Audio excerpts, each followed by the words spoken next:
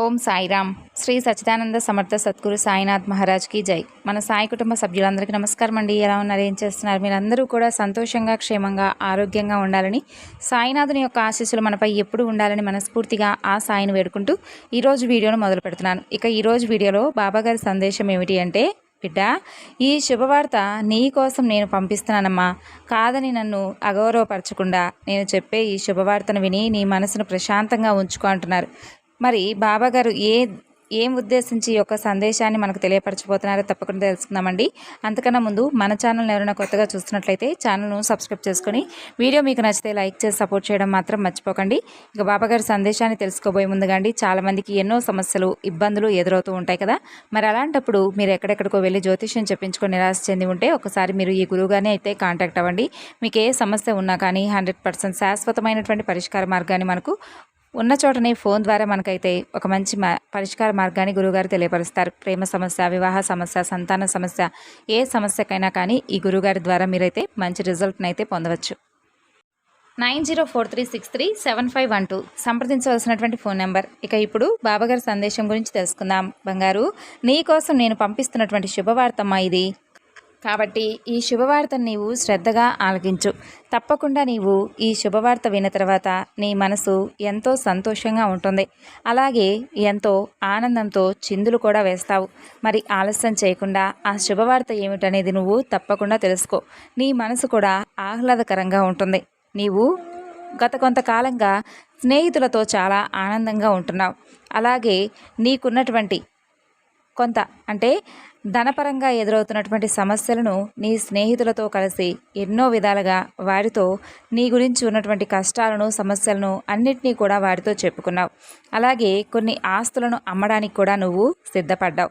ఇక నీ ప్రణాళికలను నువ్వు వెంటనే అమలు చేయాలని చెప్పి పెద్దల సలహాలతో, అలాగే పెద్ద పెద్ద నిర్ణయాలు తీసుకోవడంలో చాలా బిజీగా ఉన్నావని నాకు అర్థమైంది. ఆర్థిక విషయాల్లో నువ్వు ఇతరులను చాలా ఎక్కువగా నమ్ముతున్నావు. నీ కష్టాన్ని నువ్వు నమ్ముకున్నావు కదా. బంధువుల విషయాల్లో నువ్వు అతిగా జోక్యం చేసుకోవడం వలన కాస్త నీకు లేనిపోని తలనొప్పులు ఎదురవుతున్నాయి. కాబట్టి స్నేహితులకు నీ గురించి అన్నీ చెప్పుకో, మంచిదే. కానీ నీ కష్టాన్ని నువ్వు ఏ విధంగా అయితే నమ్ముకున్నావో, కష్టానికి తగినటువంటి ప్రతిఫలం అనేది భగవంతుడు తప్పకుండా ఇస్తాడని చెప్పి నువ్వు మర్చిపోతున్నావు. కాబట్టి నీ కష్టానికి తగినటువంటి ప్రతిఫలం అతి తొందరలోనే నేను నీకు ఇవ్వబోతున్నాను. మరి ఈలోపే నువ్వు నీ నమ్మకాన్ని, ఓర్పును పక్కన పెట్టి నీ యొక్క చుట్టూ ఉన్న వారిపై నమ్మకాన్ని ఏర్పరచుకున్నావు. ఒక మనిషిని నమ్మినంత నమ్మకాన్ని భగవంతుడిపై పెట్టలేకపోతున్నావు. చూడు, నీ కష్టానికి ఉన్నటువంటి విలువ ఏమిటనేది నీకు ముందు ముందు రోజుల్లో అర్థమయ్యేలా చేస్తాను. ఇక నీవేమి దీనికోసం నీకున్నటువంటి చిన్నపాటి ఆస్తులను అమ్మవలసినటువంటి అవసరం లేదు. ముందు ముందు రోజుల్లో ఆ ఆస్తులు నీకు ఏదైనా కానీ ఉపయోగపడే విధంగా ఉంటాయి. నీకు కాకపోయినా నీ బిడ్డలకైనా కానీ అవి ఏదో ఒక విధంగా పనికొస్తాయి. కాబట్టి నీకు ఇప్పుడున్నటువంటి చిన్నపాటి సమస్యలకే నువ్వు భయపడిపోయి, బాధపడిపోయి ముందు ముందు రోజుల్లో ఏదో జరుగుతుందనేటటువంటి అపోహతో నువ్వు బాధపడిన అవసరం లేదు. అలాగే నీ స్నేహితులకు అన్ని విషయాల్లోనూ జోక్యం చేసుకునే విధంగా నువ్వు ఎక్కువగా వారికి అంటే లేనిపోని అపోహలుగా నువ్వు ముందే భయపడిపోతూ వారికి అవకాశాలను కల్పించవద్దు. నీకు రాబోతున్నటువంటి రోజుల్లో నీ ఉద్యోగంలో గొప్ప మార్పులనైతే నువ్వు చూడబోతున్నావు. నీ ఉద్యోగంలో మార్పు చోటు చేసుకునేటటువంటి అవకాశాలు నీకు మెండుగా కనిపిస్తాయి. అలాగే నీకు ఖర్చులు పెరగకుండా నీకున్నటువంటి ధనంతోనే నీకు అన్ని విధాలుగా అవసరానికి సరిపడా ధనాన్ని ఏర్పాటు చేస్తానని ఈ సాయిని నేను నీకు మాటిస్తున్నాను. నీ భవిష్యత్తు గురించి నువ్వు చాలా ఆనందంగా ఎదురు చూస్తున్నావు. అలాగే భవిష్యత్తులో ఎలా ఉండాలి, ఇలాగే సమస్యలు కనుక కొనసాగితే నేనేం చెయ్యాలి అనేటటువంటి విషయంలో నువ్వు ఎక్కువగా నిరుత్సాహం చూపుతున్నావని నాకు అర్థమైంది. చూడు, భవిష్యత్తులో నీకు ఇంకా కూడా మంచి ఆనందకరమైనటువంటి జీవితాన్ని, స్నేహపూర్వకమైనటువంటి ప్రశాంతమైనటువంటి మనసుతో ఉన్నటువంటి ఒక మంచి భావనలతో కూడినటువంటి రోజులను నీకు తప్పకుండా పరిచయం చేస్తాను. అలాగే కొన్ని విషయాల్లో నువ్వు చాలా అంటే చాలా జాగ్రత్తగా ఉండాలి. దాని గురించి ఒక బిడ్డగా, ఒక తండ్రిగా, ఒక గురువుగా, నీకు ఒక స్నేహితుడుగా అన్ని విధాలుగా నేను పూర్తి సహకారంగా ఉంటాను. కానీ నువ్వు మాత్రం ఓపికతో పూర్తిగా ఎదురు చూస్తూ ఉండని మాత్రమే చెప్పగలను. నీ మనసులో ఒకరి పట్ల ఎక్కువగా అపనమ్మకాన్ని, అలాగే అసూయను పెంచుకున్నావు. అంటే వాళ్ళెవరనేది ముందు ముందు రోజుల్లో నీకు బాగా అర్థమవుతుంది.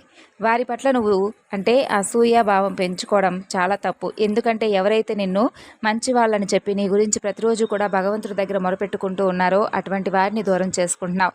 నిన్ను ఎవరైతే మట్టు పెట్టాలని అంటే నీ ఎదుగుదలను చూసి ఓర్వలేని వారిని మాత్రం నీ చుట్టూ చేర్చుకొని వారినే నమ్మి వారితో ప్రతి విషయాన్ని కూడా చెప్పుకుంటూ నీకు నువ్వే అనవసరంగా అంటే వారికి లేనిపోని ఎక్కువగా నీకున్నటువంటి బాధ్యతలన్నీ కూడా వారికి అప్పగించేస్తున్నావని నాకు అనిపిస్తుంది. కాబట్టి ఈ విషయంలో తగు జాగ్రత్తలు తీసుకోవడం వలన ముందు ముందు రోజుల్లో భవిష్యత్తులో నువ్వు ఎటువంటి ఆటంకాలకు గురి కాకుండా మంచిగా ప్రశాంతంగా నీ బ్రతుకు నువ్వు సంతోషంగా బ్రతుకుతావని నేను చెప్పే మాట. మరి ఈ సాయి చెప్పే మాట నీకు నచ్చితే తప్పకుండా నీ మనసును మార్చుకొని స్థిమితంగా నీ కష్టాన్ని నువ్వు నమ్ముకొని రాబోతున్నటువంటి భవిష్యత్తులో నీకు వచ్చేటటువంటి మంచి మంచి రోజులను ఆస్వాదిస్తావని ఆనందిస్తావని నీ కుటుంబంతో గడుపుతూ ఎంతో సంతోషంగా ఉంటావని ఈ సాయి ఎప్పుడూ కూడా నీ నుండి కోరుకుంటూ ఉన్నాడు. మరి విన్నారు కదండి ఈరోజు బాబాగారు అందించినటువంటి సందేశం. ఈ సందేశం మీ అందరికీ నచ్చింది అనుకుంటున్నాను. నచ్చితే తప్పకుండా మరికొంతమందికి షేర్ చేయండి. మరొక చక్కని బాబాగారి సందేశంతో తిరిగి మరలా రేపటి వీడియోలో కలుసుకుందాం. అంతవరకు నమస్కారం. ఓం సాయిరామ్. సర్వేజన సుఖినో భవంతు.